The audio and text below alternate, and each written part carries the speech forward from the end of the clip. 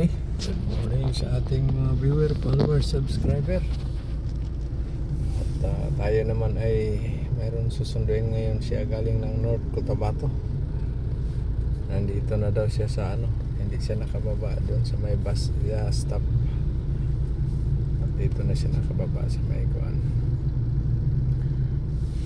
Montilla Boulevard. Sunduin natin. So good morning sa ating mga viewer, follower, subscriber. Tayo po ay susundo. Time check 7:45 ng umaga. Patiin lang natin yung aking mga avid viewers, Kabalasak Welder dyan sa US. Good evening sir. Saka si M. High Weld. Saka yung si Ma'am Iron Gear Weld, si Kuya Kin TV, at saka si Chief Engineer William Kainglit. Chief, good morning dyan sa inyo, or good day dyan sa inyo, saan man kayo ngayon nagnabigar. At sa aking mga ibang mga fitter, Pedrong Kuyakoy, Kabakal Edward, Boss Tampos, Makoy TV, si Boy Tapal, si Jory Montefrio dyan sa dyan sa New Zealand, si Boss Rose Tampos dyan sa Japan. Shout out sa inyong lahat. Good morning si Makinista at saka si Kisi, si Farer Kisi TV, saka yung si Ma'am Chiri Jan Welder sa Australia, at saka yung si Pinay Welder, at saka si Ma'am Pili Lacorte, yung may-ari ng Plugline Placement Agency. Good morning dyan Ma'am Pili.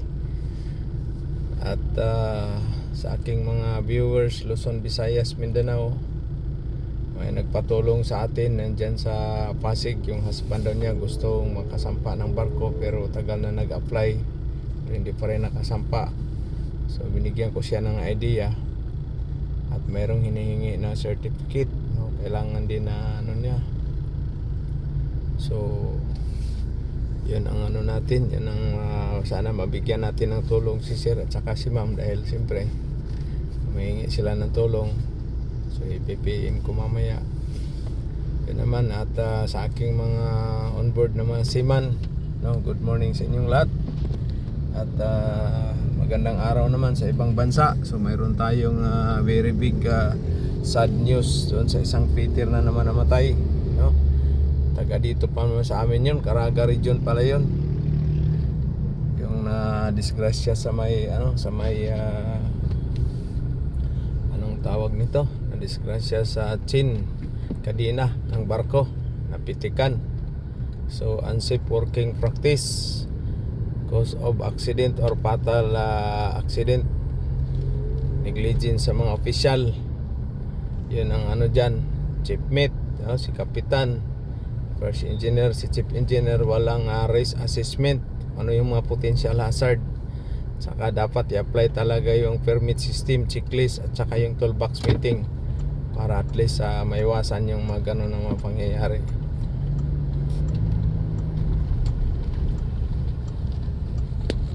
So na tayo dito, tayo na malapit na tayo sa dito daw siya sa may plural si sir.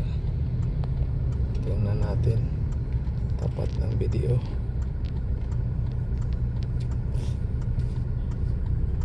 Saan ba siya banda?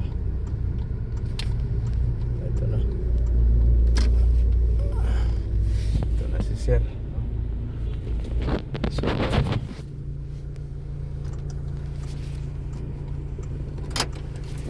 pasok mo na lang diyan sir.